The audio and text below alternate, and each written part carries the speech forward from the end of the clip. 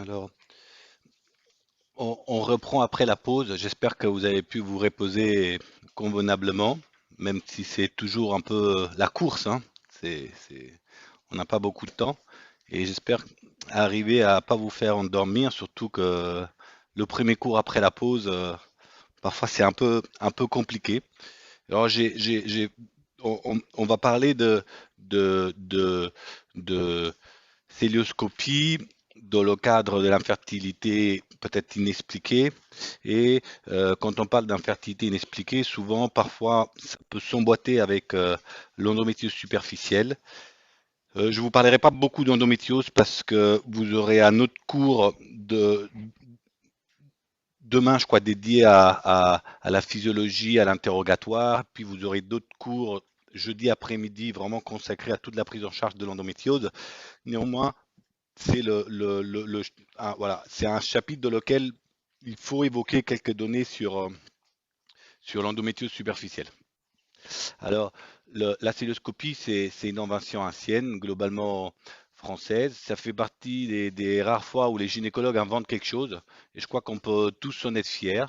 Et petit à petit, ça a été exporté à toutes les disciplines chirurgicales avec maintenant voilà, une approche qui est devenue incontournable. Dans le cadre de la fertilité, initialement, on faisait des cystoscopies pour tout le monde, voire au début de la fécondation in vitro, on faisait même les prélèvements d'ovocytes par voie laparoscopique. Donc voilà, c'était un examen destiné à tous les couples infertiles. Puis petit à petit, il a été mis à côté en disant que probablement la fécondation in vitro faisait aussi bien, voire mieux. Et on est passé d'une période, avant les années 80, on faisait des cystoscopies à tout le monde, à une période où pendant 20 ans, on n'avait vraiment pas du tout envie de faire des cystoscopies dans un contexte d'infertilité parce que la fécondation in vitro devenait un peu le traitement de première intention. Et la question qu'on se demande tous les ans, est-ce qu'il ne faudrait pas redonner un tout petit peu d'espace à la cystoscopie? Néanmoins, vous allez voir, il faut nuancer un peu les choses.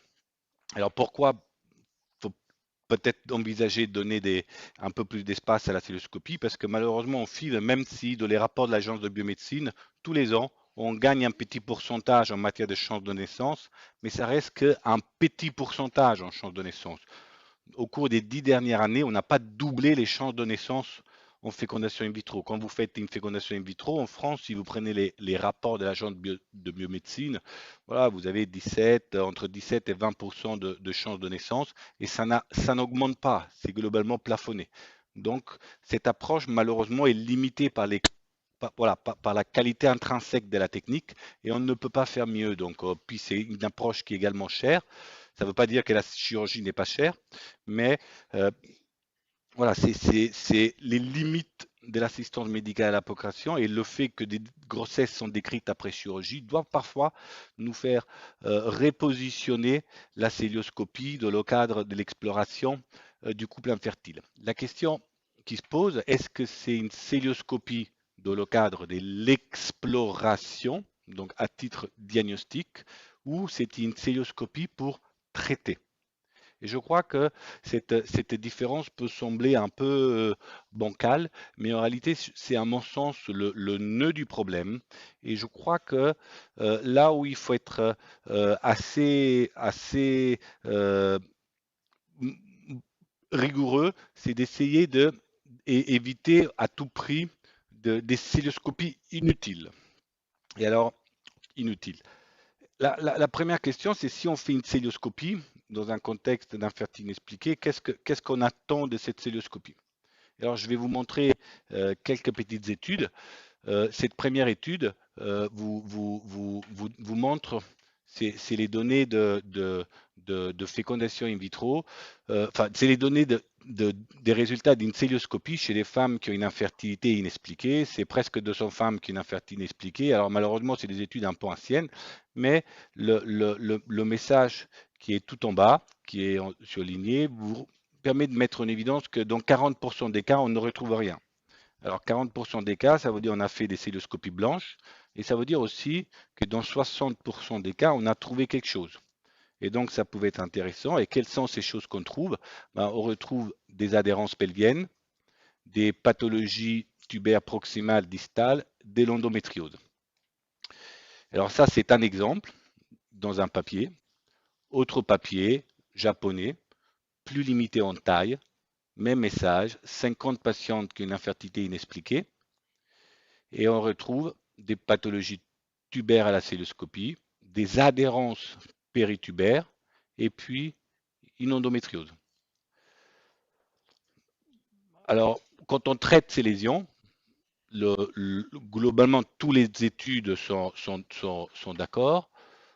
On augmente les chances de grossesse, mais les grossesses obtenues après chirurgie, il y a des grossesses spontanées en noir et des grossesses induites par l'assistance médicale à la procréation. Et vous voyez que le pourcentage de grossesses obtenues en spontané diminue progressivement avec l'âge. Et puis, on arrive après un certain âge où probablement l'AMP n'est voilà, la grossesse spontanée n'est plus très performante et c'est surtout l'assistance médicale à la procréation qui va aider les couples. Donc ça introduit une première notion, c'est que ces cystoscopies sont intéressantes, mais l'âge peut jouer un rôle important et il faut le maintenir de l'indication parce que ça a plus d'intérêt chez les femmes jeunes que chez les femmes après, enfin jeunes avant 35 ans que probablement après 35 ans. Alors, tous les ans, je présente ce travail qui est un travail fait par l'équipe de Bondy. C'est un modèle très intéressant parce que dans ce modèle dans cette étude, il y avait à Bondy un service de pémologues, c'est-à-dire des gens qui, après les années 80, ont fait que de la FIV, que de la FIV, que de la FIV, en gros, que de l'AMP. Et puis à côté, il y a un service de gynécologie obstétrique avec de la chirurgie. Et les deux services étaient séparés.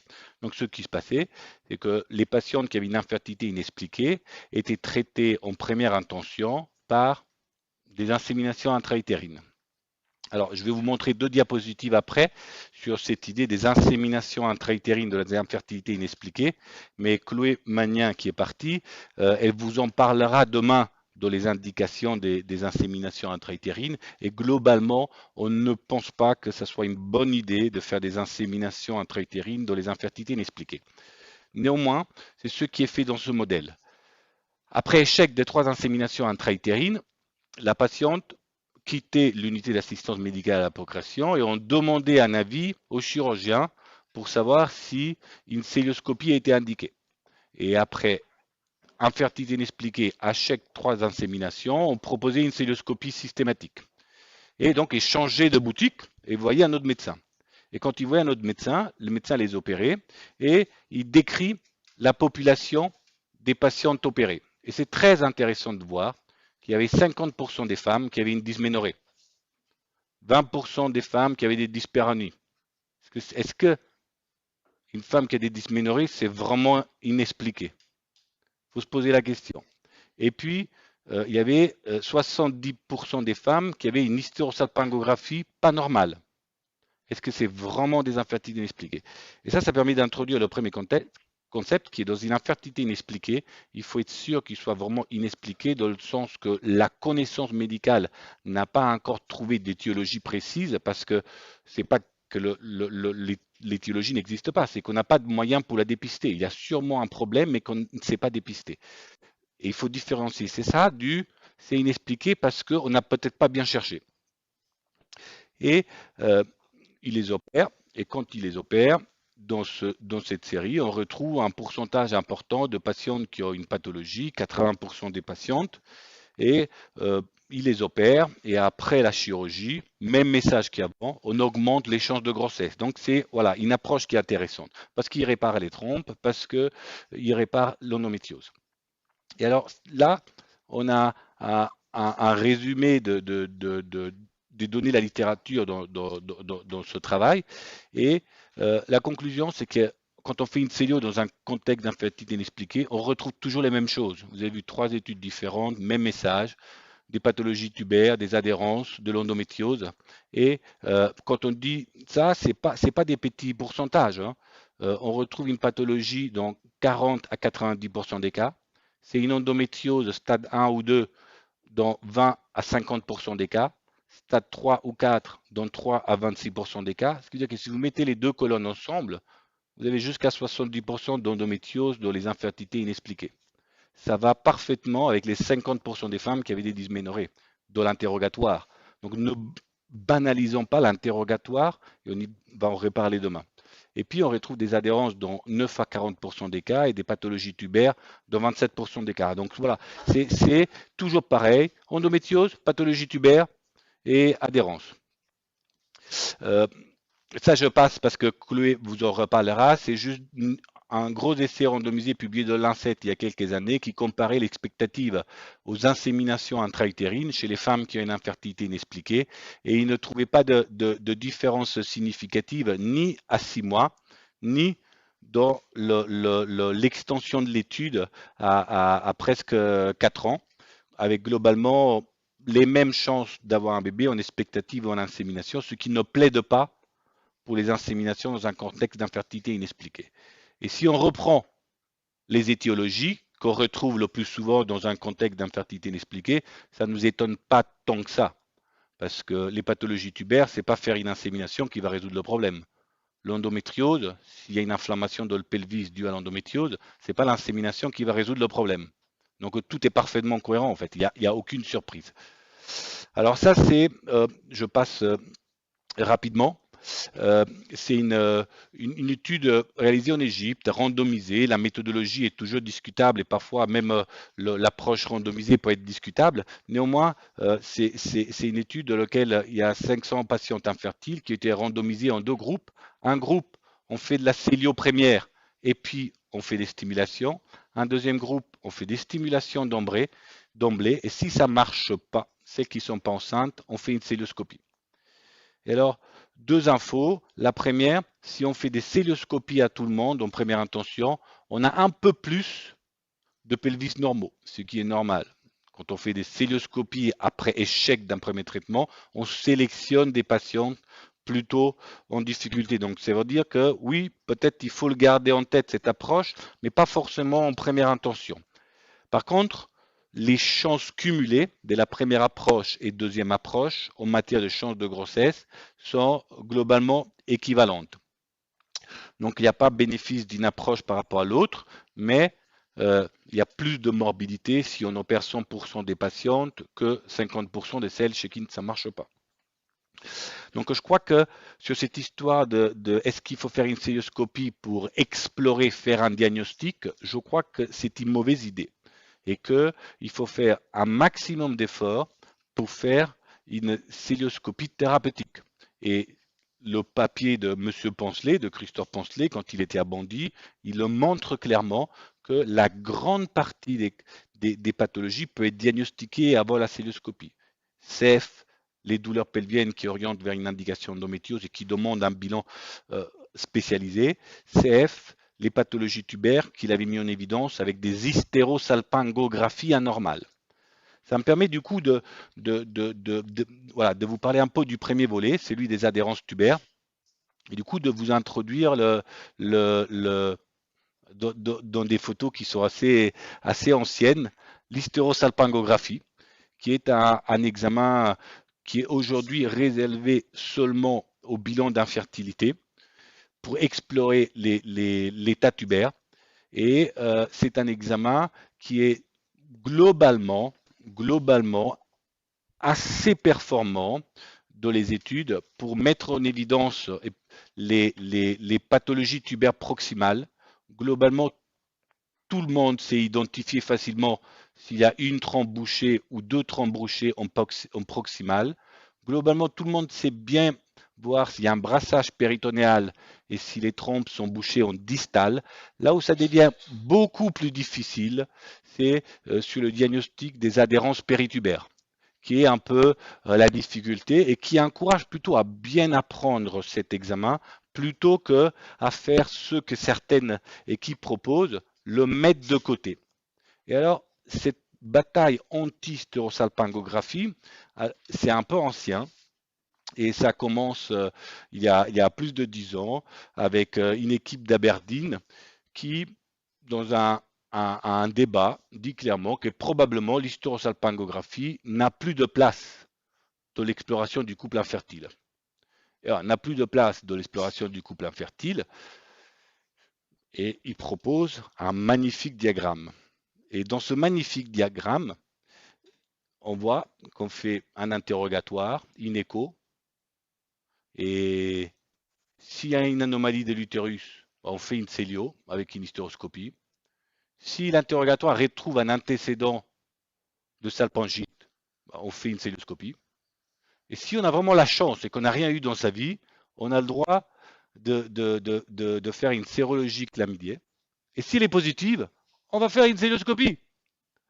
Donc vraiment, si on n'a rien du tout et qu'on vient de naître et qu'on n'a eu aucun problème, on peut peut-être faire un examen des trompes qui dans ce cas-là était voilà, une hyphosie, une icosie à cette époque, qui est une échographie avec un milieu de contraste aqueux pour essayer de voir la perméabilité tubaire, en sachant que l'hyphosie, c'est une échographie avec un milieu de contraste qui est un gel pour mieux voir les trompes. Mais globalement, le même principe, on fait une échographie, on met du liquide dans l'utérus et on voit si ça passe dans les trompes.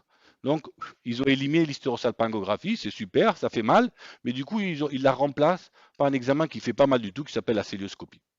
Donc, je crois que c'est une très mauvaise idée et cette bataille un peu anti-hystérosalpingographie voilà, et n'a pas beaucoup de sens. Alors, il y a peu de données du coup qui comparent l'hystérosalpingographie à la technique alternative qui est mise un peu sur le même, voilà, sur le même pied que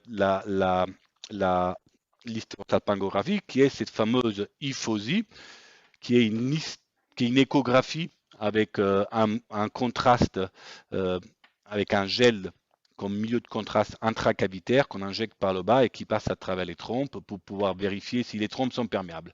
Et ça, c'est une étude réalisée par une équipe en Hollande, une énorme étude randomisée, 26 hôpitaux, et ils randomisent les patientes pour qu'ils fassent dans un ordre différentiel, soit hystérosalpingographie puis hyphosie, soit hyphosie puis hystérosalpingographie.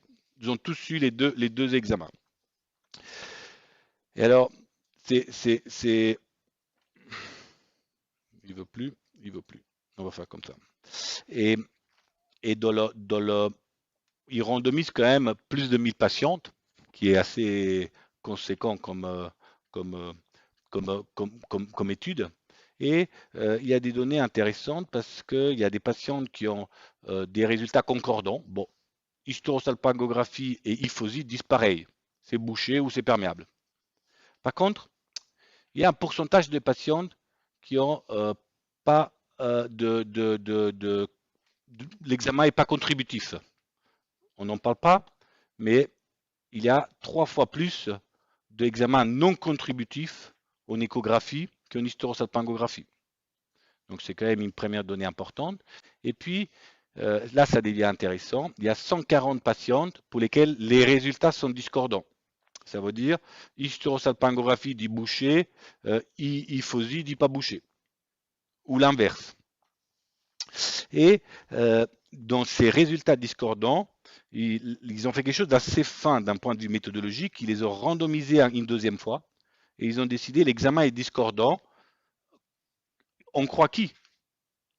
On croit qui? L'hystérosalpingographie ou l'hyphosie?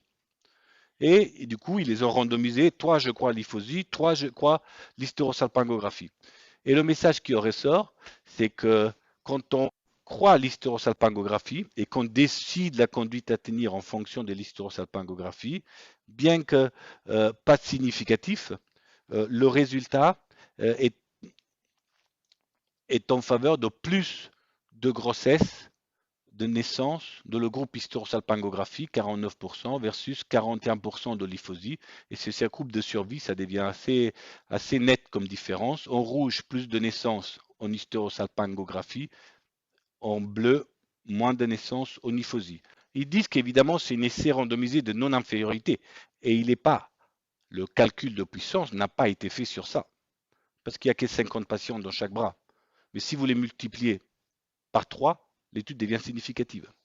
Donc, voilà, l'essai était fait pour montrer que c'est non inférieur, c'est équivalent, mais les résultats ne sont absolument pas en faveur de ça. Après, on fait dire ce qu'on veut aux résultats, hein. Par contre, ce qui est pertinent, c'est de voir que l'hyphosie, ça fait moins mal. L'hyphosie, ça fait moins mal et il ne marche plus le pointeur, hein. Je suis désolé. Et fait, fait moins mal avec des scores de douleur à 3 pour l'hyphosie versus 5 pour l'hystérosalpingographie. Alors ça, c'est vrai que c'est important. Il faut prendre soin des patientes au maximum et faire en sorte qu'elles ne souffrent pas. Mais je crois que l'hyphosie est aussi, enfin, parfois on le banalise, on dit que ça fait pas mal. Je crois que c'est un mensonge.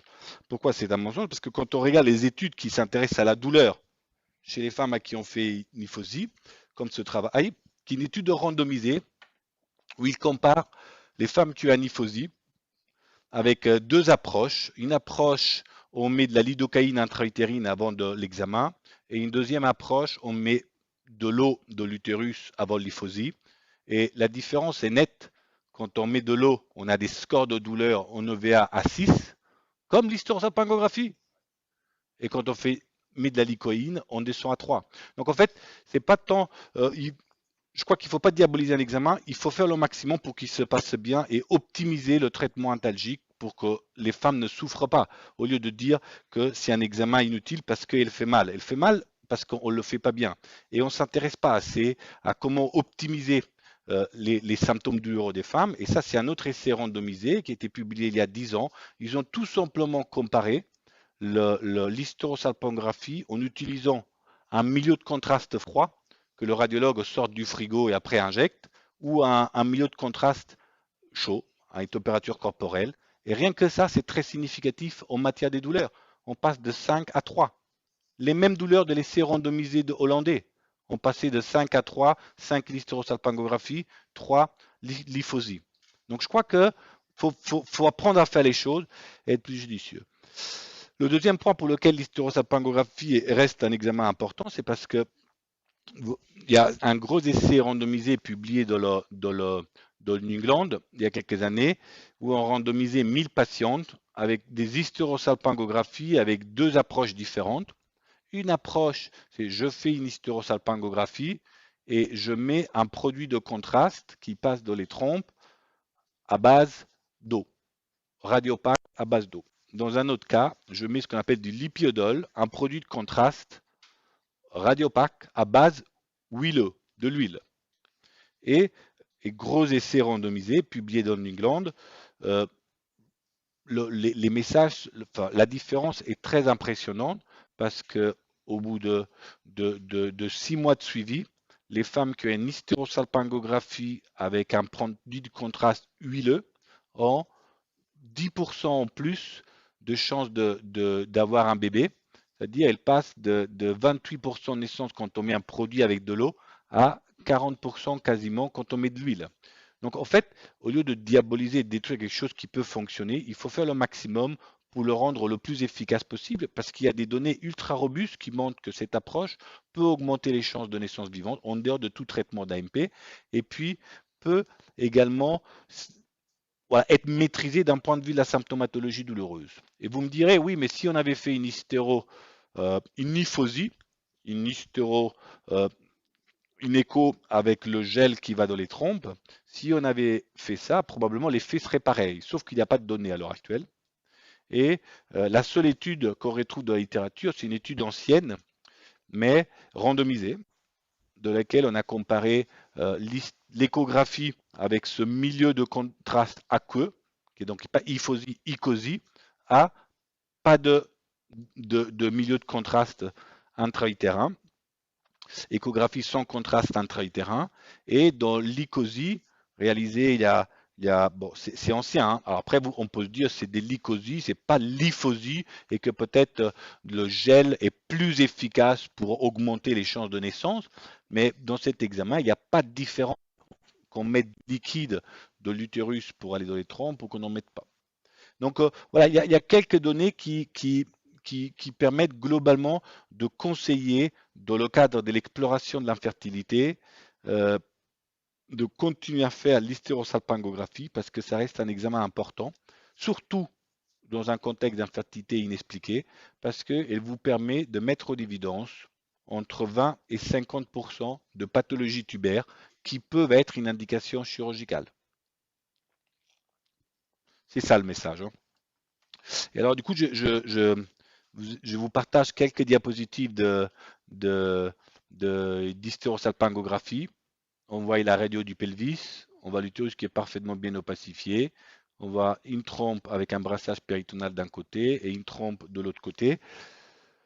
Ici, pareil, un utérus, on voit une trompe qui est un peu ascensionnée en fosse iliaque gauche, mais qui est perméable.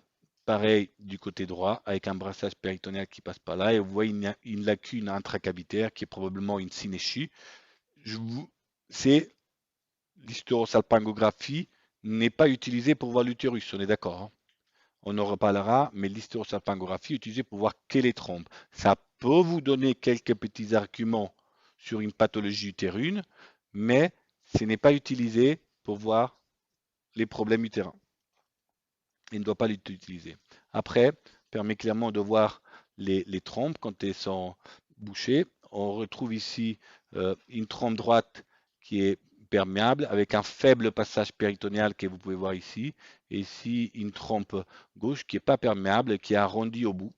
On aperçoit quelques petits plis tubaires ici, mais pas beaucoup, et qui est en faveur d'une trompe bouchée dilatée qu'on appelle un hydrosalpinx. Donc on a parfaitement le TJ. Ici, c'est à peu près la même chose, mais avec des images de trompes bouchées de façon bilatérale, donc des hydrosalpinx bilatéraux. Ici, on voit une trompe gauche qui est très dilatée. Donc c'est vraiment un volumineux hydrosalpinx du côté gauche. Et, et on n'a plus l'impression de voir de plis distaux de l'hystérosalpingographie. Et l'absence de plis distaux est plutôt un signe de mauvais pronostic. Et de l'autre côté, la trompe droite, vous la suivez, vous la suivez, vous la suivez, elle monte vers le haut et elle redescend. Alors, elle est un tout petit peu trop bien visible. Donc, quand elle est trop visible, il y a peut-être une toute petite dilatation, mais est-ce qu'elle est perméable? C'est ça qui nous intéresse. Oui, elle est perméable parce que le produit il sort. Le produit sort. Et en fait, ce qui signe la perméabilité tubaire, vous voyez, le produit sort et prend des petits aspects de croissant. Pourquoi il prend des aspects de croissant, le produit? Hein? Parce que Eh oui, parce que ça passe entre les intestins. Et du coup, il se faufile entre les intestins. Les intestins, c'est rond, quoi. Et du coup, ça donne des petits croissants. Voilà, donc ici, c'est une hysterosalpingographie avec. On voit pas de passage ni d'un côté ni de l'autre. Là, on passe, c'était pas intéressant. Ça, c'est pareil, c'est une pathologie tubaire bilatérale. On voit bien la gravité. On voit des petits diverticules proximaux. Et là aussi, qui sont des images en boule de Guy, qui évoquent ce qu'on appelait anciennement les salpingites mignueuses, qui sont des cicatrices de pathologie proximale. Et puis également une trompe qui est bouchée distalement parce qu'on ne voit pas de véritable passage péritonéal. Une autre image d'hystérosalpingographie, enfin, on voit parfaitement qu'ici la trompe est récruvillée sur elle-même, donc il y a beaucoup d'adhérence péritubaire. On ne voit pas de passage et de brassage péritonéal. De ce côté-là, on observe la même chose, une trompe qui est régulière sur elle-même, donc siège de nombreuses adhérences, et puis on voit ce grand triangle. Alors on pourrait dire c'est un passage euh, de la grande cavité, du produit de contraste de la cavité péritonéale. En fait, rappelez-vous, c'est vraiment perméable quand on voit des croissants. Là, on n'a pas de croissant, on a un triangle, et ce triangle, c'est quoi? C'est que la trompe, probablement, elle est perméable, mais elle s'ouvre dans un triangle. Un triangle, c'est tout simplement des adhérences pelviennes. C'est un pseudokyste péritonéal. Et du coup, ça donne cette image triangulaire parce qu'il n'y a pas de triangle de le ventre, quoi. C'est pas, il n'y est pas, quoi. Et après, ça c'est juste pour vous répéter le même message que je vous ai donné tout à l'heure. Qu'est-ce que vous voyez sur cette image? Hein? Malformation utérine. Alors laquelle? Qui a envie de s'exprimer, lève la main. Personne. Vous me le dites et vous vous exprimez pas. Vous n'êtes pas sympa? Comment? Non, il faut pas s'exprimer, c'est ça la réponse. Faut pas s'exprimer parce qu'on ne peut pas. Parce que alors ça c'est quoi? Et ça c'est quoi? Alors c'est que du sentimental tout ça, hein. L'hysterosalpingographie n'est pas faite pour regarder l'utérus. C'est ça la réponse. Bon, mais évidemment, ça vous donne une orientation. Il y a un problème dans l'utérus, on le voit, mais c'est pas ça qui fera le diagnostic. Parce que si vous allez opérer une cloison utérine en disant ah l'hysterosalpingographie a dit que c'était une cloison, il y a une chance sur deux que ça saigne et que vous passez de l'autre côté parce que c'est un bicorne. Donc voilà, vous méfiez terriblement de ça. C'est fait pour regarder les trompes. Et par contre, ça marche bien pour regarder les trompes. Ça marche bien. Et on n'oublie pas que c'est un examen dynamique. Dynamique, ça veut dire quoi? C'est que on injecte le produit au fur et à mesure. Et donc, on voit l'utérus qui s'opacifie progressivement. On voit que les trompes deviennent progressivement perméables. Et parfois, ça peut être même un piège parce que chez cette patiente, on voit l'utérus qui s'est opacifié, la trompe qui est perméable de ce côté-là, avec un produit de contraste qui sort, et de ce côté-là, on pourrait presque dire, en fait, oui, bah, le produit est en train de commencer à sortir ici, donc c'est perméable, si on s'arrête là. Et en fait, non, il n'est pas perméable du tout, parce que si vous continuez à attendre, vous vous apercevez que c'est la trompe droite, même si elle a un peu d'adhérence, parce que vous voyez qu'elle est un peu recroquevillée sur elle-même, mais elle est perméable. De ce côté-là, c'est un gros hydrosalpinx. Un gros hydrosalpinx. Donc, gardez en tête le côté dynamique de cet examen. Alors, quand vous avez du coup une hysterosalpingographie avec des pathologies tubaires, est-ce qu'il faut les opérer? Je ne vous le dirai pas parce que le professeur Legendre, il vous le dira après. Mais je crois qu'il faut les opérer parce que quand, ça peut vraiment aider les chances que ça fonctionne. Et je ne sais pas si tu as prévu de lui montrer les récos que tu avais pilotés et de lesquels j'avais les chances de participer. Non. Voilà, d'accord. Du coup, je vous les montre et globalement, ce que donnent ces récos, c'est que je pense que le message qui est véhiculé, c'est des récos de prévention, entre guillemets, de prophylactique. Et le message qui est véhiculé, c'est que quand il y a des adhérences pelviennes, euh, si le geste chirurgical de réparation tubaire ne met pas au risque la patiente, parce qu'il y a quand même des risques de complications digestives, vasculaires et infectieuses, il est tout à fait légitime de réaliser des adhésiolyses pour réparer une anatomie pelvienne normale. Et quand les adhérences sont trop importantes et qu'il faut réaliser une adhésiolyse complexe, c'est probablement pas très utile de le faire, voire dangereux. C'est ça le message simple. Alors le deuxième point, c'est le titre thérapeutique de le contexte d'endométriose. On en reparlera, mais je voulais surtout vous le montrer sous forme de cas clinique. Parce que je me suis dit, sinon vous allez en avoir marre de m'écouter tout le temps. Et alors, sous forme de cas clinique, c'est une infertilité primaire depuis 3 ans. Et alors, l'interrogatoire, je vous donne les résultats, hein. Madame a 31 ans, fume pas, boit pas, se drogue pas, et a des cycles réguliers de 28 jours. Une montre suisse, hein, tous les mois, 28 jours pile, parfait. Elle a des dysménorrhées, donc des douleurs pendant les règles. Et je crois qu'il est toujours important, on le redira, il faut vraiment essayer d'évaluer, scorer l'intensité des douleurs, parce que c'est absolument pas pareil de dire oui, j'ai des douleurs pendant les règles, je m'en aperçois à peine. Vous estimez combien de 0 à 10? 2. 2. J'ai une femme, ah oui, chaque fois que j'ai les règles tous les mois, bah, je suis à la maison parce que j'ai trop mal. Vous avez mal combien? 8 sur 10. Bah oui, c'est normal, docteur, c'est pas le problème. Je viens parce que je veux un bébé. Donc, elle ne va pas vous en parler. Si vous ne lui posez pas la question, elle ne vous en parlera pas. Donc, dysménorrhée et dyspareunie, plus ou moins symptômes urinaires digestifs, doit faire partie du bilan du couple infertile, obligatoire. Et on en reparlera. Et donc, elle a des dysménorrhées à 8 sur 10, des dyspareunies à 8 sur 10. On estime que quand c'est supérieur à 7 sur 10, c'est sévère. Donc, dysménorrhée sévère, dyspareunie sévère. Le BMI à 17, il a des rapports réguliers, monsieur va bien, il n'y a aucun problème. Vous faites quoi comme bilan? Voilà. Il va y avoir un cours dédié sur le bilan. Je ne sais plus que si c'est demain. Et donc, on va vous le répéter, mais le bilan est très simple de base. C'est les dosages hormonaux au troisième jour du cycle, l'échographie pelvienne, euh, l'hystérosalpingographie. On en a déjà parlé suffisamment. Et puis, le spermogramme pour le monsieur. On récupère les résultats de ces examens, en sachant que d'un point de vue intellectuel, c'est toujours très simple, hein. Il y a 4 boîtes pour lesquelles on cherche à avoir une réponse. Une boîte, c'est est-ce que les spermatozoïdes fonctionnent? Une boîte, c'est est-ce que l'ovulation fonctionne? Une boîte, c'est est-ce que les trompes sont perméables? Et une boîte, c'est est-ce que l'utérus va bien? C'est vraiment 4 questions auxquelles il faut répondre pour être le plus simple possible.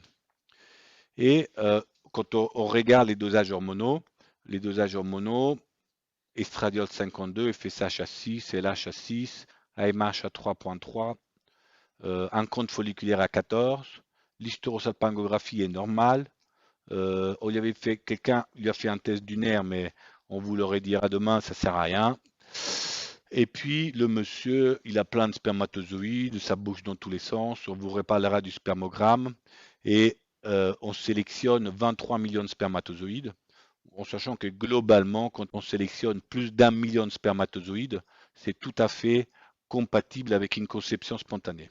Donc les 4 boîtes, le sperme, normal. L'utérus, normal. L'ovaire, elle a les cycles réguliers. La réserve ovarienne, pour une femme de 30 ans, paraît correcte, normal. Et l'utérus et les trompes sont normales. Donc tout est normal. Quand tout est normal, c'est une infertilité inexpliquée. Voilà. Et c'est une infertilité inexpliquée. Et donc une infertilité inexpliquée, mais une infertilité dans un contexte de douleur, est-ce que c'est une infertilité inexpliquée? Non. Alors du coup, si vous n'avez pas posé les questions sur les douleurs, ça ne va pas.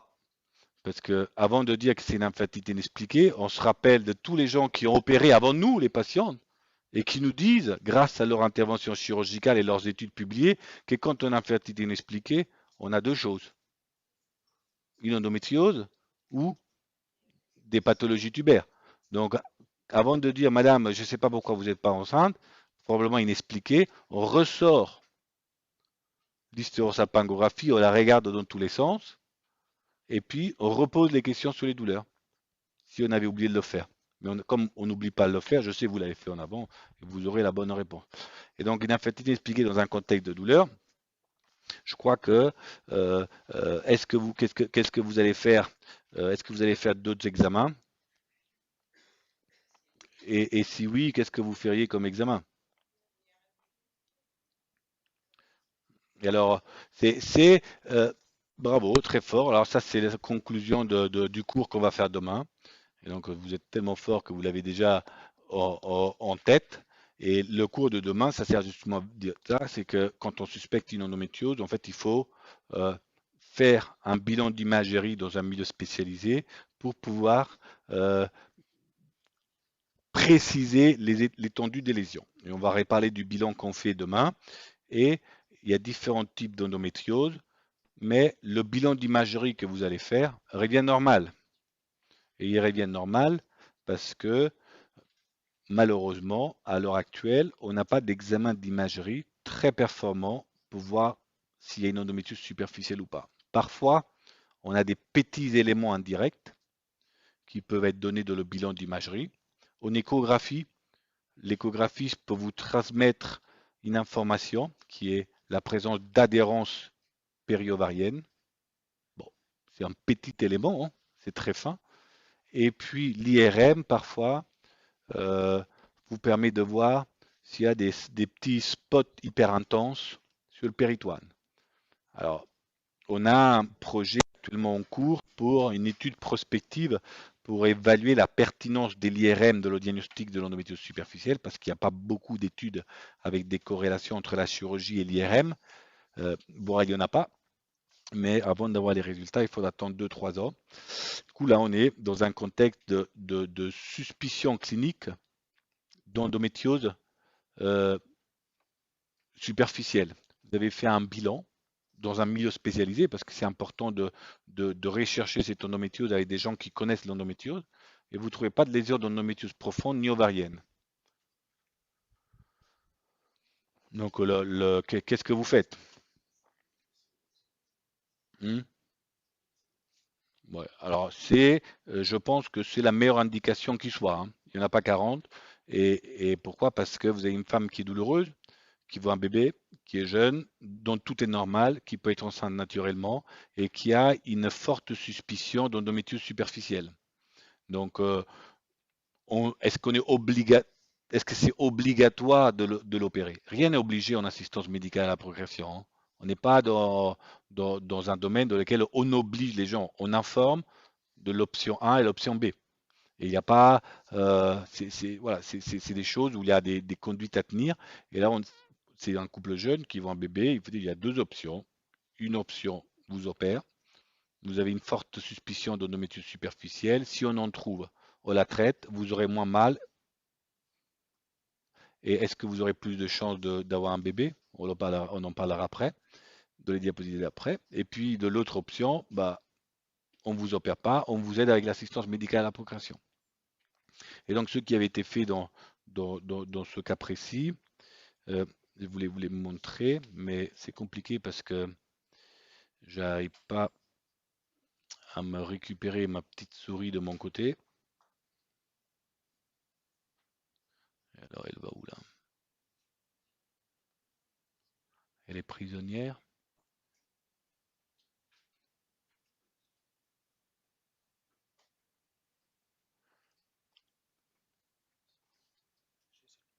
Ouais, mais il me revient pas là-dessus. Comment tu fais pour le récupérer?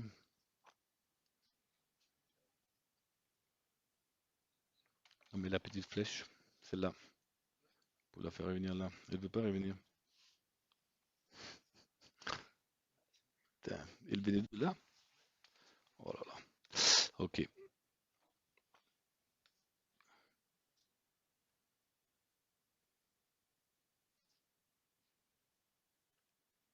alors ça, c'est une petite vidéo de célioscopie. Euh, alors, je vais essayer de vous montrer deux petites lésions que vous allez voir.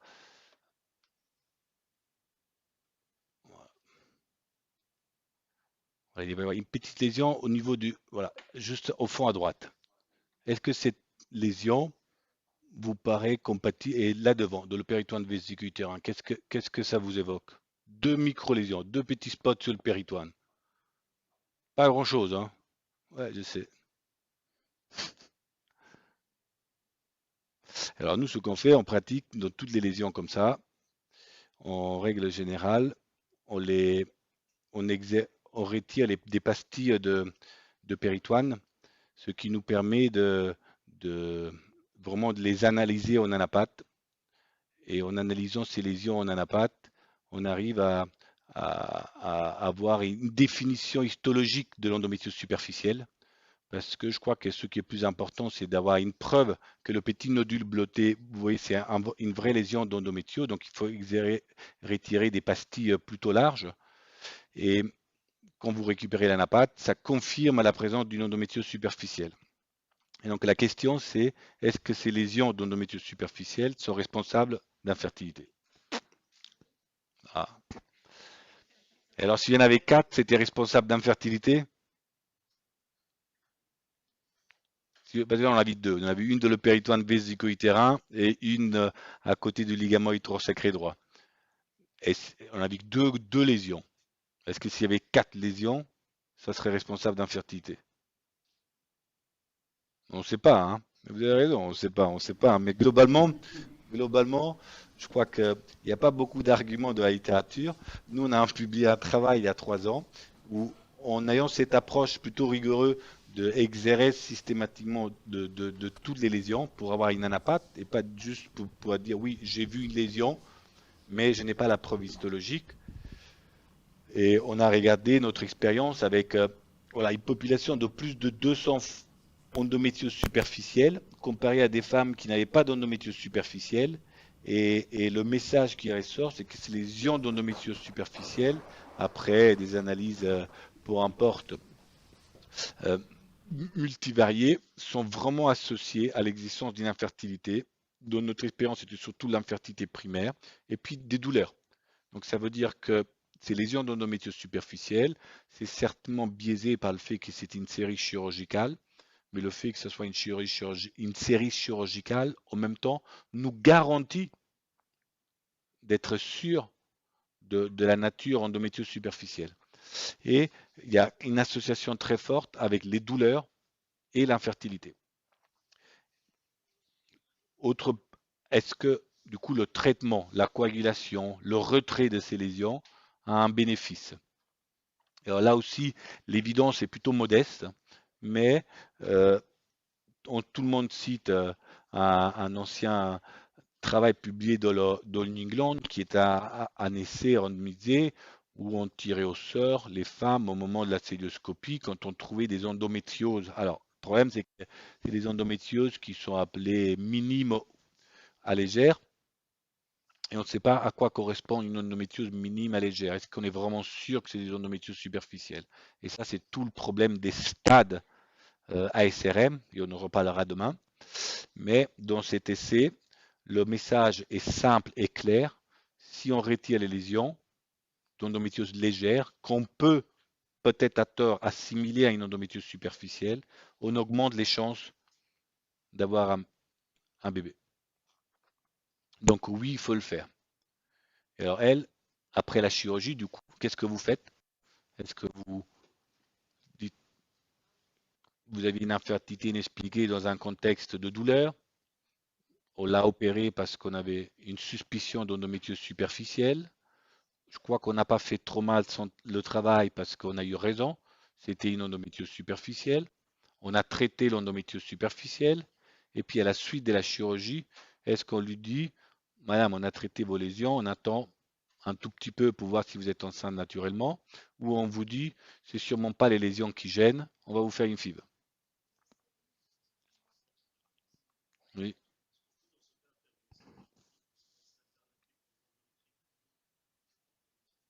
Oui, alors la question pour ceux qui sont à distance, qui est posée dans la salle, est-ce qu'il faut faire une hystéroscopie diagnostique pour rechercher une endométrite chronique? Bon, ça c'est un peu compliqué, c'est vraiment du détail, un peu surspécialisé. Nous, on fait systématiquement des hystéroscopies diagnostiques de l'exploration de l'infertilité, surtout avoir une prise en charge en assistance médicale à la procréation. On en vous reparlera de cela. Et je crois que ça a été fait dans son cas et l'hystéroscopie diagnostique était normale. Néanmoins, je comprends que ta remarque est pertinente d'un point de vue intellectuel, mais ça ne change rien à la pratique et à la question posée. Parce que qu'il y ait une endométrite chronique ou pas, le traitement est le même après. Si tu as une endométrite chronique, tu donnes un traitement antibiotique. C'est en aucun cas une indication de faire une expectative ou une impé. On est d'accord, hein? Juste pour... Mais dans ce cas-là, l'endométriose superficielle, une petite lésion, est-ce qu'elle serait responsable de l'infertilité que par sa localisation, ou il y a d'autres phénomènes qui entrent en jeu et qui expliquent l'infertilité? Alors la question, c'est est-ce que c'est vraiment qu'est-ce qui fait de l'infertilité chez l'endométriose? Et ça, on en parle demain. On ne sait pas. Il y a plein de mécanismes, mais et du coup, je vous ai montré ce travail parce que effectivement, parfois on pense que l'endométriose superficielle n'est pas responsable d'infertilité parce que les lésions peuvent être toutes petites et on peut avoir du mal à comprendre pourquoi ces lésions toutes petites gênent la fertilité. On n'a pas d'éléments très robustes dans la littérature. De notre expérience et de notre travail publié, ces endométrioses superficielles, c'est vraiment associé à des douleurs, c'est vraiment associé à une infertilité. Donc voilà. Par quel biais? Probablement par des biais des mécanismes inflammatoires. Et alors qu'est-ce qu'on fait expectative ou AMP? Je crois que vous l'avez opéré, il faut attendre au moins 9 mois. Parce que la grande partie des grossesses surviennent voilà, dans les 6 à 18 mois après la chirurgie. Et la suite, si ça ne marche pas, qu'est-ce que vous faites?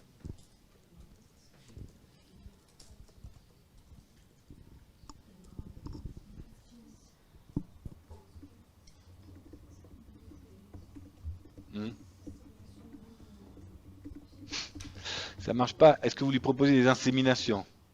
Non, elle les a fait à la maison, l'insémination, avec le monsieur, hein.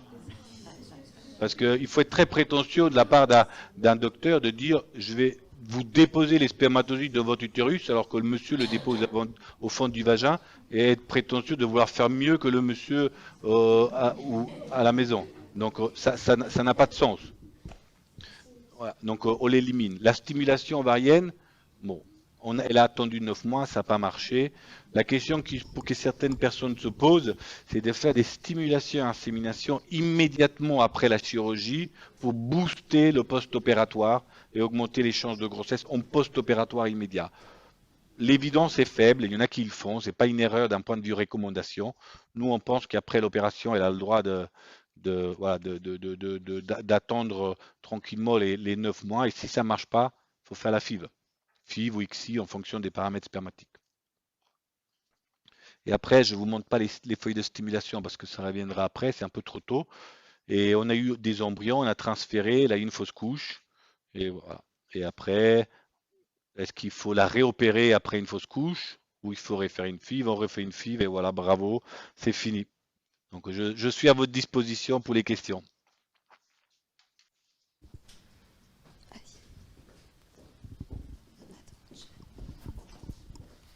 Juste pour savoir, est-ce qu'il y aura une place encore pour la fertiloscopie? Alors nous, on n'est pas des grands adeptes de la fertiloscopie. Ça peut avoir un intérêt, c'est dans des cas sélectionnés. Le problème de la fertiloscopie, c'est que on essaye de mettre en place des techniques qui diminuent de plus en plus le caractère invasif. le caractère invasif d'une technique. Je vous ai dit, la fertiloscopie, c'est parfait pour faire un diagnostic éventuel. Mais je vous ai dit que nous, on ne pense pas que la célioscopie à titre diagnostic soit vraiment ce qu'il faut faire le plus en 2023. Maintenant, est-ce qu'il faut faire à la place d'une célioscopie une fertiloscopie? Bon, quitte à opérer, autant opérer bien, hein. Moi, c'est mon humble avis, hein. Après, dans la fertiloscopie, il y avait quelque chose de génial dans l'idée de passer par le vagin.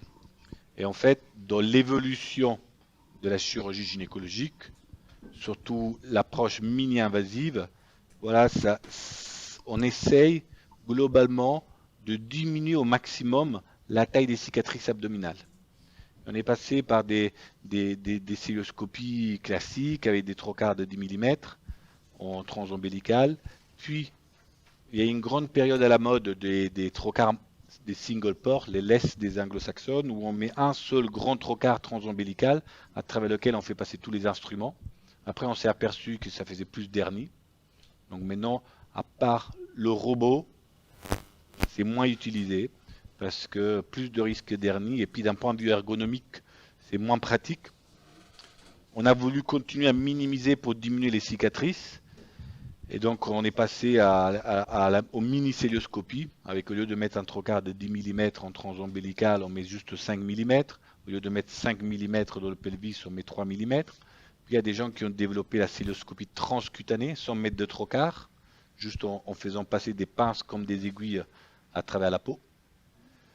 Et là, la dernière en date, depuis quelques années, c'est les notes qui sont la célioscopie par voie vaginale. Et en gros, on met un trocar unique par voie vaginale pour accéder au pelvis. C'est des approches qui ont des indications limitées parce qu'on n'a pas l'exploration de toute la cavité péritonéale. Et donc, si vous voulez vous opérer parce que vous avez une suspicion, par exemple, d'endométriose superficielle, il faut pouvoir être à l'aise pour explorer toute la cavité péritonéale et brûler toutes les lésions. Donc, la fertiloscopie, je pense que ça n'a pas sa place du fait de notre approche, on évite des célioscopies inutiles. Voilà. Mais ça avait quelque chose de très, très intelligent, le fait de passer par les voies naturelles. Chez cette patiente qui présente dysménorrhée et dyspareunie profonde, est-ce que c'est nécessaire ou est-ce que le test salivaire a une place Oui, avant de bon, on commencer, en reparlera, le test salivaire. On en reparlera. avant d'entamer ou de lancer les Oui, examens complémentaires? oui, Est-ce oui, que, on aurait... est-ce Non, qu'il a là, il une faut faire... place De toute façon, on aura un cours probablement dans demain? son cas, aucun. On en reparlera, mais dans son cas, aucun. Ma question, c'est la place des gels anti-adhérentiels après la désiolyse ou bien la cure de l'endométriose superficielle. La chirurgie tubaire et les adhérences, c'est le professeur Legendre qui va vous le faire. Il y avait une autre question. Non, c'est bon. Dans le chat, on nous demande que pensez-vous de l'intérêt de l'hystérographie chez un couple avec de toute façon une indication de Fivixie et pas de salpinx en écho. Qu'est-ce que t'en dis? Ah. Ça dépend quelle est l'indication de Fivixie, hein, mais c'est vrai que, en fait, si c'est vraiment une indication de Fivixie formelle, on n'est pas certain que l'hystérosalpingographie soit obligatoire. Néanmoins, on a tendance d'être le plus systématique possible du bilan et prescrire le bilan toujours pareil à tout le monde. Mais je crois que c'est le message qu'il faut retenir, hein, essayer d'être le plus systématique possible. Après, tout se discute et s'il y a une indication d'ICSI parce que monsieur a un sperme testiculaire par exemple, donc voilà, il n'y a pas de possibilité qu'elle soit enceinte naturellement, sauf si elle veut essayer naturellement avec un autre partenaire. Dans ce cas-là, c'est pas indispensable effectivement de faire une hystérosalpingographie. Mais on dirait de cas vraiment limités, de discuter avec la patiente. Il faut essayer d'être le plus rigoureux et systématique possible et faire tous les examens. Après, il y a pas mal de questions sur l'endométriose, mais il y a toute une session demain. Donc, on parle demain ouais. de la physiopathe et l'interrogatoire. Et Petit, quoi. Et puis, thérapeutique, c'est jeudi après-midi, je crois. Ouais. Il y a plein de On questions. va vous faire le diagnostic en imagerie, on va vous faire la fertilité, on va vous faire l'adénomyose et on va vous faire une prise en charge globale avec monsieur Chaperon.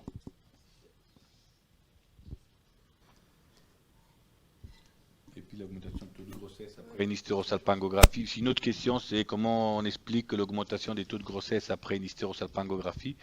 En fait, personne ne sait, c'est une très bonne question. Alors, il y a deux questions dans votre question. Pourquoi ça augmente en général après hystérosalpingographie?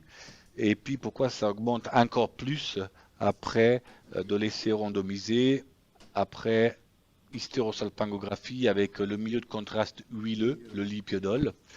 Alors, la première partie, pourquoi ça augmente après hystérosalpingographie, ce qui est mis en avant à chaque fois, c'est un effet peut-être de débouchage des trompes. Et donc les gens, il expliquerait que le lipiodol fonctionne mieux parce que étant un produit huileux, la densité est plus importante, donc il déboucherait mieux les trompes. Un autre mécanisme qui a été évoqué, c'est le lavage de la cavité utérine, hein, peut-être par des mécanismes inflammatoires ou d'endométrite ou de altération du microbiote utérin, qui pourrait avoir un rôle sur l'implantation. On peut imaginer qu'il y a des femmes qui ont un problème de déséquilibre du microbiote utérin. Le fait de laver la cavité utérine avec un produit radiopaque hydrosoluble ou liposoluble pourrait nettoyer la cavité utérine et du coup augmenter les chances de grossesse. C'est quelque chose auquel je n'adhère personnellement pas énormément parce qu'il faut que vous gardiez en tête qu'une femme, tous les mois, elle a des règles. Et quand elle a des règles, c'est pas juste un petit lavage qu'on fait, c'est une tempête de l'utérus. Hein. C'est un mécanisme assez violent, de lequel tout desquame, tout repousse. Et donc, je ne sais pas si cette idée du petit lavage de l'hystérosalpingographie pourrait avoir un vrai rôle de nettoyage de la cavité. Mais c'est quelque chose qui est mis en avant avec deux hypothèses. Une hypothèse mécanique, on débouche. Une deuxième hypothèse, on nettoie. Peut-être le débouchage est plus séduisant. Mais on n'a pas de réponse précise à la question. Je voudrais demander, dans le cas clinique de tout à l'heure, est-ce qu'on aurait pu, après le traitement des lésions expectatives, pas de grossesse, envisager une insémination en pensant aux anomalies de la glaire cervicale? Oui, alors les anomalies de la glaire cervicale, on vous en reparlera euh, euh, dans le cadre du bilan et dans le cadre des indications d'insémination intra-utérine. Et il vous dira clairement que dans les grandes études, il y a des revues de la Cochrane. Tout le monde globalement est d'accord pour dire que ce mythe de l'infertilité par un dysfonctionnement de la glaire cervicale n'existe pas. Et que la pertinence du coup de l'examen qui sert à mettre en évidence ces dysfonctionnements de la glaire cervicale, qui est le test du nerf, est pas très performant. Pas très performant parce que cette symbiose entre spermatozoïdes qui bougent de la glaire et glaire dépend de plein de facteurs du cycle hormonal, qui fait que parfois l'examen n'est pas fait au bon moment et que le résultat est que il n'est plus utilisé en pratique courante. Ceci dit, il peut y avoir des vraies pathologies cervicales dans lesquelles il n'y a pas de glaire. Il y en a deux principalement et qui font partie d'indications formelles d'insémination. Et vous le redira, Chloé, ces deux indications formelles, c'est la mucoviscidose et les femmes qui n'ont pas de col parce qu'il y a eu une chirurgie du col, en particulier les trachélectomies élargies. Bon, on continue. Alors du coup, il faut mettre...